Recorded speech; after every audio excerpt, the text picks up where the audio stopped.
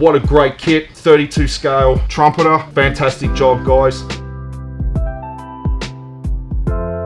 Hey, how are you going guys? Welcome back to Hearns TV, and it's me again, Dan, and I'm going to take you through an unboxing video. Now, this one in particular has been anticipated for a while. I've actually had a few customers come in and ask me, when are you going to do this particular plane? And I've wanted to, but I wanted to find the perfect kit to do it, and I think I have it here. Actually, no, I know I have it right here. Guys, please be standing for the A-10 Warthog Thunderbolt II, or more commonly known as the Warthog, but yes, the A-10. Now, this thing is like the embodiment of my regime is bigger than yours, and it's not shy about showing it either. That's the thing. Yeah, the A-10. What an ultimate sledgehammer of brute force that this thing is. Yeah, this came about as because the United States Air Force needed a close air support aircraft, and because the aircraft it had at the time were completely unsuited to the tasks that they needed to require, the tasks that they required it to perform. But not only that, the NATO, or the Americans in particular, were paranoid about, you know, massive formations of Soviet armor coming across Europe to get them, and this thing was designed to stop them dead in their tracks, which it most certainly can do. So yeah, let's I'll tell you more about the A-10 as we have a look at this kit. And yeah, all right, so let's have a look at the box art first. So yeah, this is a 32 scale, as you can see, from Trumpeter, and look at that. You can see how tough this thing is, how very unique the shape is. It's unmistakably the shape of the A-10 from any angle that you look at it, and you can see it's very impressive weapons payload underneath, and yeah, and the camouflage scheme. This looks to be the European camouflage scheme, although clearly it's somewhere in the desert. All right, let's open it up and have a look at what's inside. Put that over there. All right, and I'll move this. We will start off with the instructions. Right, let's have a look at the instructions. I'll open it up. And yeah, not too big. I was expecting this to be larger, actually, considering the size of the box of the kit. I thought that the instructions would have larger pictures and larger pages. As you can see, going through the construction process from the nose, the main gun, fuselage, wings. Yes, very good. Details are still pretty good on the instructions. Actually, they're still quite clear, and the nice shading when you're attaching the new parts as well. The weapons are, let's see. Oh no, let's go. Here we go. Hold this up. Painting guideline. Yeah, this is the European camouflage scheme there. And this looks like it would be the all grey. Yes. All right, not bad. Was kind of hoping for something for larger instructions, maybe a little bit of colour as well, but it's a very, very minor gripe. So let's have a look at the plane itself and what's on the inside. Now, yeah, here we go. The A-10 Warthog. I'll hold it up so that you can see. Now, this is the very, very front of the fuselage, the nose, and this is the cockpit where the pilot would sit. There was a titanium bathtub, or should I say there is a titanium bathtub that goes around the cockpit to protect the pilot and all of the workings on the inside. It weighs 530 kilos on its own. It can stop a armor-piercing high explosive shell up to 23 millimeters direct impact, and indirect impact it can withstand up to 57 millimeter armor-piercing high explosive. And at the very nose there underneath, one of the things that makes this aircraft so famous is the gun. that's in it, the GAU-8A Avenger, and that's where it fires from. But I'll tell you a little bit more about that when we actually see it. Now, details here are beautiful, and they're all indented. It's always best to have the indented details there. And there you have the there you have part of the tail. Another interesting part of the A-10 was the way its tail was shaped in that almost a very wide H pattern, and it had the engines just on the inside. The tail actually shields the engines from some of the infrared detection from shoulder-launched missiles that would be the opposition would be pointing against it, pointing at it, should I say? Yeah. Beautiful, beautiful. Very good start to this kit. I'm impressed with the box and I'm impressed with the pieces so far. And here we have, and the rear part of the fuselage. Just there. Yes. And it's where the wings would attach, and then parts of the tail, or where the tail would attach to the very rear of the aircraft. Low set wings on the A-10 actually, which gave it fantastic maneuverability at low speeds and low altitudes, where it spends most of its combat actually. And this here, yeah, some of the interior, and chuck that over there. Now we'll have a quick look. Now we're going to have a look at the wings, and once again, indented details, lots of details. You can see the rivets and everything. I'm not sure if the camera's doing it justice. And this is where the landing gear sort of recesses into. Large wing area on the A-10 as well, which gave it some of its maneuverability and its lifting characteristics for its weapons, which were very impressive. And now the underside. The underside of the wings, and yes, once again, impressive details. And here we have a few of the hard points where the weapons would be carried. A total of 11 hard points on the A-10. So there was 8 under the wings, 4 under each, and then there was 3 just under the fuselage. A total of 716. I think in A-10s have been manufactured so far, only in the US inventory though. And here more of the aircraft there, and we've got the underside there, and we've got more. We've got some of the control surfaces here, obviously, where it makes it maneuver. Yeah, and then more of the tail section there. Oh, actually, no, sorry, that's part of the front section, actually. And there's the tail there.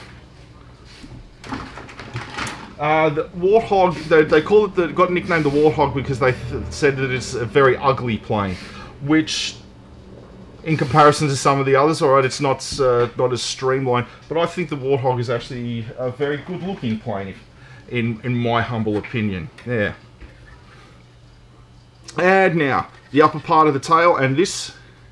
Here we have where the engines sit. I'll turn it around. And you can see there. Now, they sat the engines just out like that. So that way you could change them over if one of them is damaged or is no longer working. They could change them over very, very quickly.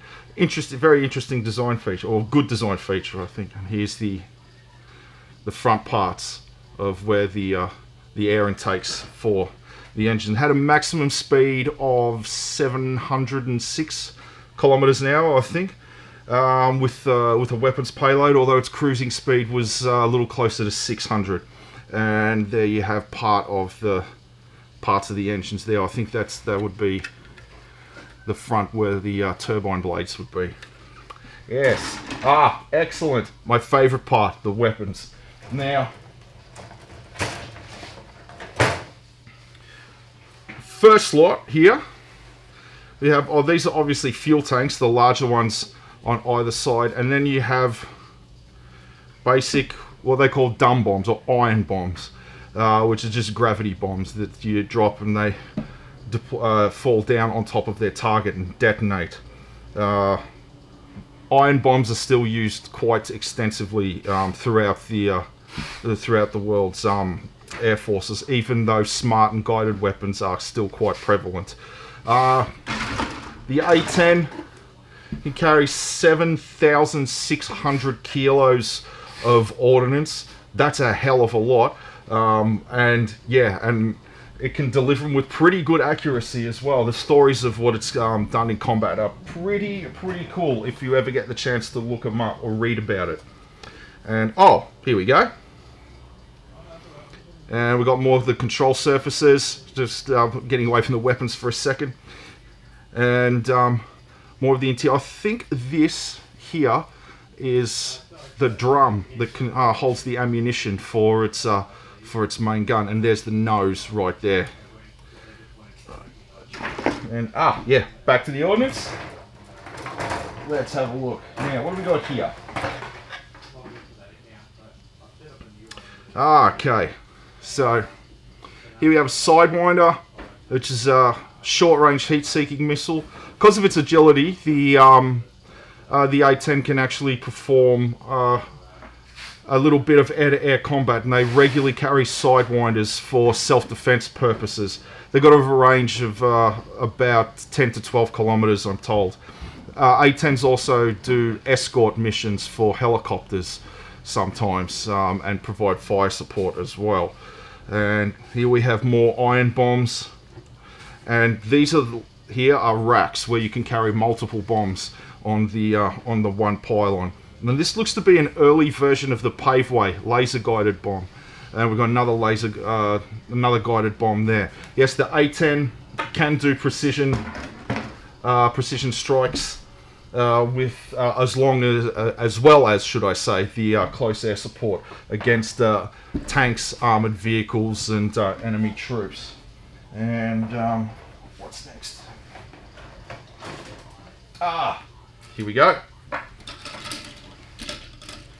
One of its primary anti-armor weapons here, the Maverick missile, designed to lock onto and destroy armored vehicles and tanks from a fair distance away. And here you have the pylons that would go on the wings that the weapons would attach themselves to. Oh, and there's some of the tail parts there that would go onto the back of the Mavericks. And here's a really good details here. These are the little like arms that you would attach to the pylons there and there, that would actually grip onto and help to hold the weapon in place and to launch it. And here we have an ECM pod, or electronic countermeasuring pod. They used to carry them to jam enemies' radar and communications, so they couldn't lock onto them and fire missiles at them. Yeah, very advanced, you know, for what is a relatively inexpensive aircraft in comparison to some of the others flying today. I think at the moment they go for about $19 million. But yeah, they're still fairly advanced for something so cheap, considering other jet fighters, a modern day one, they're around the $70 million mark. Now, getting towards the end of this kit, what do we have? Oh, excellent, yeah. And here we have, now this is the drum where the ammunition is for, the GAU 8A Avenger. And there is the ammunition belts there. Now this is a 30 by 137 millimeter 7-barrel cannon. It has 7 barrels it spins. It can fire anywhere from 2,100 to 4,200 rounds a minute. And the rounds that it fires are made of a substance called depleted uranium, which is one of the hardest and strongest substances known to our species. It's actually more dense than diamonds, I'm told. And these rounds can tear open a tank like it's made out of wet paper. Yeah. And almost done, guys. So that was the weapons, and just a little bit more. Now here we have more of the control surfaces, and here is the cockpit right there, where the pilot would sit, and then his instrument panel. Oh, and there's the pilot right there. And lastly, and this is where the landing gear would recess into it, just underneath the wings, and then more of the doors and air brakes. This is where would cover the landing gear once it's recessed into the aircraft. And we have to. Oh wait, no, one more, just a little bit more. In this plastic container, I like this actually. The fact they kept it in this, they put it in this plastic container. Oh, it's sealed with tape. Well, there's the ejection seat, the landing gear struts, and rubber tires. I love rubber tires on big kits. I really do. I think it's it really does add to it. Just that little feature to have actual rubber tires on it. Well done, Trumpeter. Well done indeed. And of course, I nearly forgot the decals. I won't cut open the plastic, but yeah, all of the decals are just in there. But yeah, what a cool kit! What a big cool kit! What a cool plane! Yeah, the A-10, just before I go, has in its operational service, first flew 1972, I think, and in its service around 1979.